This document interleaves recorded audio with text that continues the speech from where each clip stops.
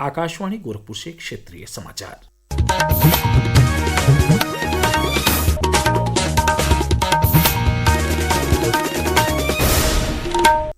नमस्कार।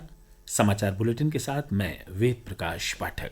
मुख्यमंत्री योगी आदित्यनाथ ने आज अलीगढ़ में 958 करोड़ रुपए की 186 विकास परियोजनाओं का लोकार्पण और शिलान्यास किया। इस अवसर पर आयोजित कार्यक्रम को संबोधित करते हुए मुख्यमंत्री ने कहा कि जिन विकास परियोजनाओं का शिलान्यास और लोकार्पण हुआ है, उनके माध्यम से हम सबको नए भारत के नए अलीगढ़ का दर्शन होगा। मुख्यमंत्री ने कहा कि प्रदेश सरकार ने एक जिला एक उत्पाद योजना के तहत अलीगढ़ के ताला उद्योग और हार्डवेयर से जुड़े सभी समूहों को आगे बढ़ाने का कार्य किया।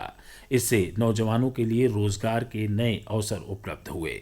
इस अवसर पर मुख्यमंत्री ने स्वयं सहायता समूहों को चेक और मेधावी विद्यार्थियों को टैबलेट प्रदान किए। कार्यक्रम में लाभार्थियों को प्रधानमंत्री आवास योजना की चाबी और आयुष्मान कार्ड भी दिया गया।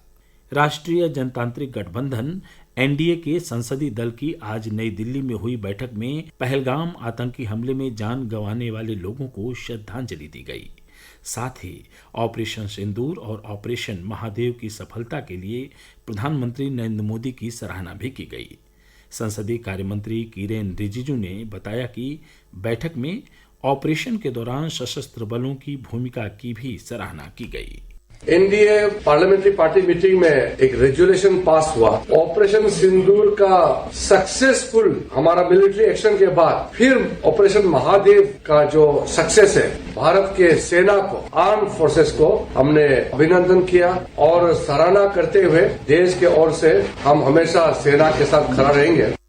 बैठक में प्रधानमंत्री नरेंद्र मोदी, रक्षा मंत्री राजनाथ सिंह, गृह मंत्री अमित शाह, भाजपा अध्यक्ष जेपी नड्डा और एनडीए के अन्य सांसद भी मौजूद रहे। प्रधानमंत्री नरेंद्र मोदी कल नई दिल्ली में कर्तव्य पथ पर नवनिर्मित कर्तव्य भवन का उद्घाटन करेंगे।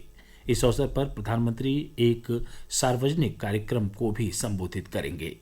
कर्तव्य भवन के निर्माण का उद्देश्य विभिन्न मंत्रालयों और विभागों को साथ लाकर दक्षता, नवाचार और सहयोग को बढ़ावा देना है। प्रदेश की राज्यपाल आनंदीबेन पटेल ने आज बस्ती जिले में विभिन्न कार्यक्रमों में हिस्सा लिया।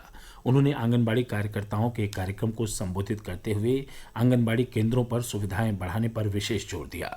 राज्यपाल ने बंजरिया फार्म हाउस पर आयोजित प्रगतिशील किसानों के कार्यक्रम को भी संबोधित किया। इसी क्रम में उन्होंने कप्तानगंज में ट्रांसजेंडर पाठशाला का उद्घाटन किया। इससे पहले कल राज्यपाल ने अयोध्या में भी विविध कार्यक्रमों में हिस्सा लिया। इस दौरान उन्होंने अयोध्या धाम के 15 वार्डों के 70 आंगनबाड़ी केंद्रों का शिलान्यास किया। प्रदेश के लगभग सभी पूर्वी जिलों में मानसून पूरी तरह सक्रिय है। आसमान में घने बादल छाए हुए हैं और रुक रुक कर वर्षा का सिलसिला जारी है। वर्षा के चलते हुए जल जमाव से जनजीवन प्रभावित हो गया है।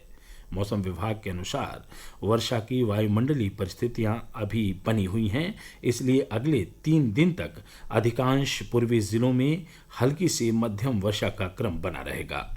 कुछ जिलों में लगातार हो रही वर्षा को देखते हुए जिला प्रशासन ने अगले 1 से 2 दिन तक स्कूलों को बंद रखने का निर्णय लिया है। उधर अनवरत वर्षा और बैराजों से पानी छोड़े जाने के चलते प्रदेश की कई नदियों का जलस्तर खतरे के निशान से ऊपर पहुंच गया है और कई स्थानों पर बाढ़ की स्थिति बन गई है। एक रिपोर्ट। कानपुर बैराज से कल पानी छोड़े जाने के कारण वाराणसी, बलिया, चंदौली, मिर्जापुर और गाजीपुर में गंगा नदी खतरे के निशान के ऊपर बह रही है। वाराणसी में आज गंगा का जलस्तर कुछ घंटे ठहरने के बाद एक बार फिर बढ़ने लगा है। इसके चलते जिले के सभी 84 घाट जलमग्न हो गए हैं। कई इलाकों में गंगा और वरुणा का पानी सड़कों पर पहुंच गया है।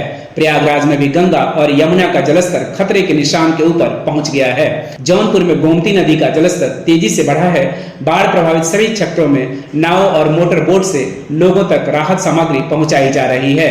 एनडीआरएफ, एसडीआरएफ और पीएसी की टीमें लोगों को सुरक्षित स्थान पर पहुंचाने में जुटी हुई हैं। समाचार कक्ष से प्रेमचंद्र गुप्ता। माध्यमिक शिक्षा मंत्री गुलाब देवी ने आज अयोध्या में शिक्षा विभाग के अधिकारियों के साथ समीक्षा बैठक की। इस दौरान उन्होंने स्कूलों के जर्जर भवनों को चिन्हित कर उनकी यथाशीघ्र मरम्मत कराने का निर्देश दिया।